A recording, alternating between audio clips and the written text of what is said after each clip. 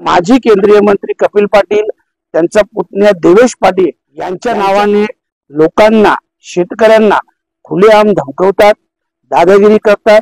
काही गुंड देखील यांनी या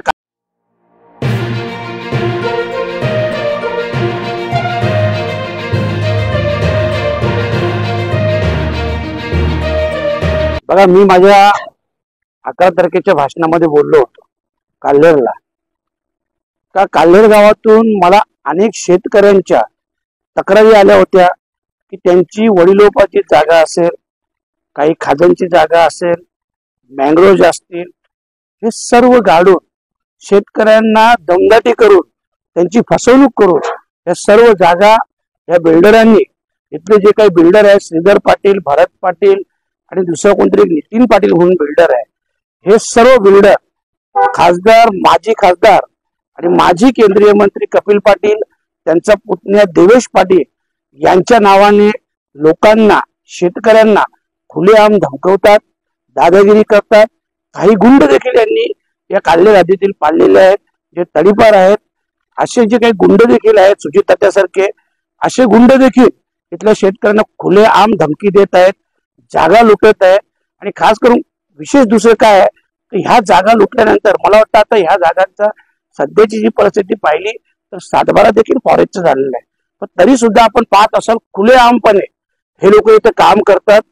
आणि म्हणून उद्याच्या उद्या मी तहसीलदारांना, प्रांत कलेक्टर आणि MMRD यांच्याकडे मी उद्याच्या उद्या चौकशी लावणार आहे, त्यांना विनंती करणार आहे.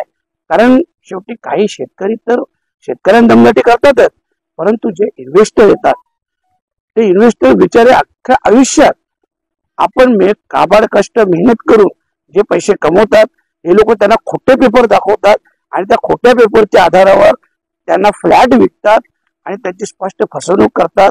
आज काही 100 करोडची फसवणूक कपिल पाटील आणि देवेश पाटील यांच्या माध्यमातून हे सर्व, आणि गुंड सुजित तात्या आणि हे सर्व बिल्डर श्रीधर पाटील, भरत पाटील आणि दुसरे काय नितीन पाटील म्हणून आहे, हे सर्व बिल्डर इतर लोकांची खुलेआम फसवणूक करत आहेत.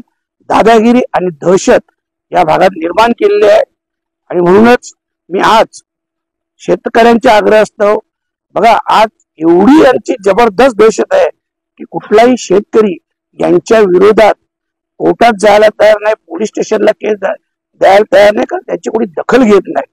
आणि म्हणूनच मी त्या शेतकऱ्यांना शब्द दिला होता, मी ज्या दिवशी खासदार होईल दुसऱ्या दिवशी मी इथली पाहणी करीन आणि तिसऱ्या दिवशी चौकशीचे आदेश लावण्यासाठी विनंती करेन.